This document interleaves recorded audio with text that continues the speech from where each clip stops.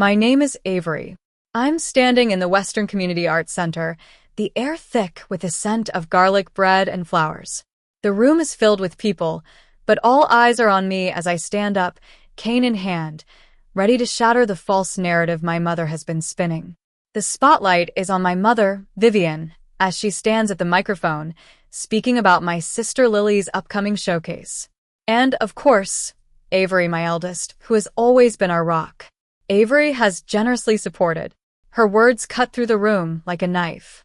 I take a deep breath and step forward. I haven't generously supported anything. I was never asked. I was told. My voice is steady, but my heart is pounding. The room falls silent as I begin to expose the truth. Over the past 7 years, I transferred $90,412 into accounts belonging to my parents for their roof, their kitchen, their property taxes, their plumbing, their landscaping. I was promised my name on the deed of the family home 43 times over 7 years in writing. It was never added. A murmur ripples through the crowd. My mother's face turns pale, and she tightens her grip on the microphone. She's lying. She's always been jealous of Lily. But I'm not done. Instead, my parents took out a $120,000 home equity line of credit against the equity I helped build to fund the showcase. When I was in the emergency room 3 months ago with a fractured pelvis, my mother told me to call an Uber. I spent 11 days in the hospital, not a single visit. And when I came home, they billed me $287 for dog sitting. The room is in shock. Aunt Patricia stands up, her face ashen. Vivian, is this true? My mother opens her mouth, but no words come out. Uncle Richard, who has been standing near the door, steps forward. She told us Avery gave $5,000 total. I look around the room, my eyes filled with anger and hurt. I'm not here to ruin anyone's evening. I'm here because my name was being used without my consent to raise money for a project built on my stolen equity. With that, I turn and walk out, the sound of my cane clicking against the hardwood floor echoing in the silence. As I make my way back to my apartment, I can't help but think about how it all started. I grew up in a beautiful 4-bedroom colonial in the suburbs. My father, Henry, was a middle-level manager at a local company, and my mother, Vivian, was a part-time event planner, but her real focus was on Lily's music career. Lily was a musical prodigy. She played the piano with such ease and grace that it seemed like she was born for it. From a young age, she was the center of attention in our family.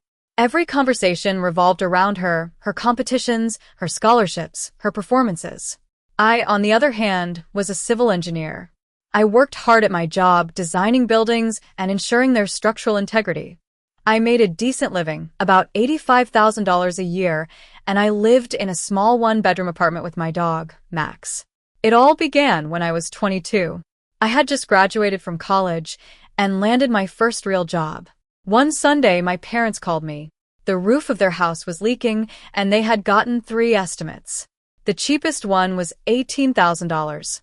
My father had just been passed over for a promotion, and my mother said they were in a tight spot. Without hesitation, I transferred the money. My mother hugged me at the door and promised, "We'll add your name to the deed when we refinance, honey." Over the years, the requests kept coming. When I was 24, my father lost his job, and I paid the property taxes, $9,200. When I was 25, my mother wanted the kitchen renovated for Lily's graduation party. The renovation cost $34,000, and I paid every invoice. There were also smaller expenses like emergency plumbing, Lily's competition travel, and landscaping. I Venmo'd every dollar, keeping records like the engineer I am. But despite my contributions, I was always in the shadow of Lily. Every time I achieved something at work, like getting promoted or passing a professional exam, my parents would give a polite acknowledgement and then quickly shift the conversation to Lily. When I was 26, my parents switched to a new employer-sponsored health plan. I assumed I was still on it, but 6 weeks later, I went to the doctor for a routine physical and was told my insurance was inactive.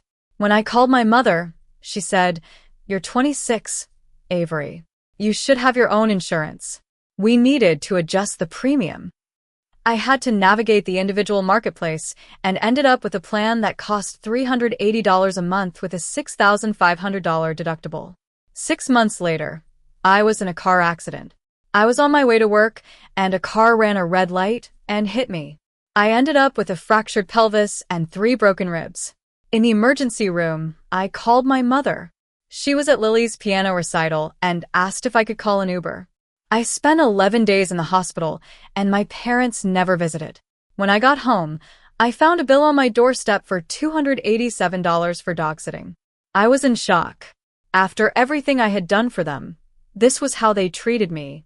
That night, I sat at my kitchen table and ran the numbers. I realized that over the past 7 years, I had contributed a total of $90,412 to their house, and I had nothing to show for it. I also discovered that the landscaping I had paid for was for an appraisal before they took out a home equity line of credit. They had borrowed $120,000 against the house I had helped build, and they had spent it on Lily's music career. I decided to take action. I hired a lawyer, Mr. Thompson. He listened to my story and was appalled.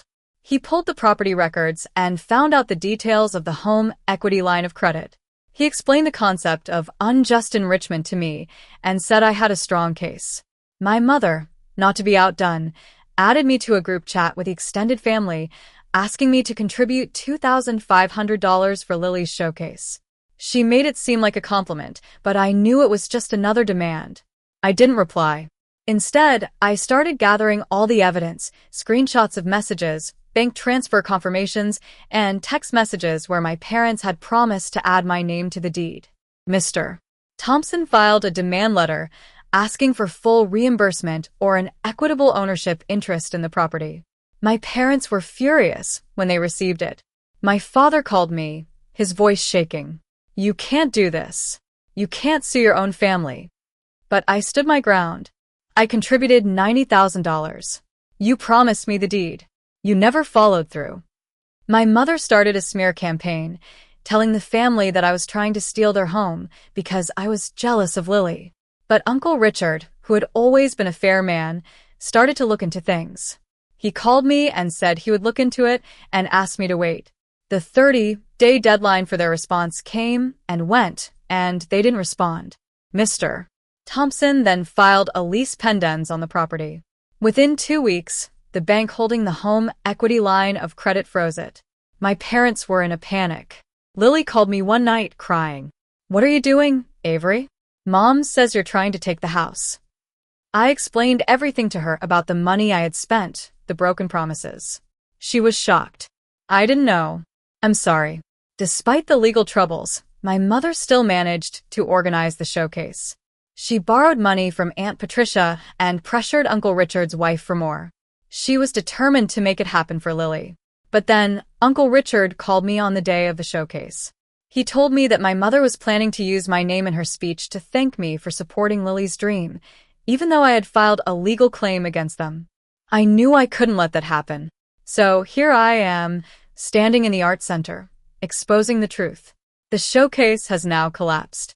Half the audience left during intermission, and Lily's second set was played to a much smaller crowd. After the showcase, my parents hired a lawyer, but he recommended settlement immediately. The math was against them. The house was worth approximately $480,000, but after the mortgage balance, the home equity line of credit payoff, and my claim, they had little equity left. It took 3 months to reach a settlement. I received $90,412, the full amount of my documented contributions, plus $12,000 in legal fees. The insurance claim for the difference in medical costs, $34,000, was settled separately. My parents had to sell the house. They moved into a 2-bedroom rental in a neighboring town. Lily found a part-time teaching position at a music school and applied for a teaching fellowship. She's happier now, and we're slowly rebuilding our relationship. I bought a new condo with the settlement money. It has 2 bedrooms and a small yard for Max. My name is on the deed, and I finally feel like I have a place of my own. My parents and I have no contact, not out of hatred, but out of self-preservation. I've learned that it's important to set boundaries, even when it's hard. The $287 dog-sitting bill was the wake up call I needed. It ended a pattern of me being taken for granted and made me realize my worth. I know exactly what I'm worth now, and I'm not going to let anyone take advantage of me again.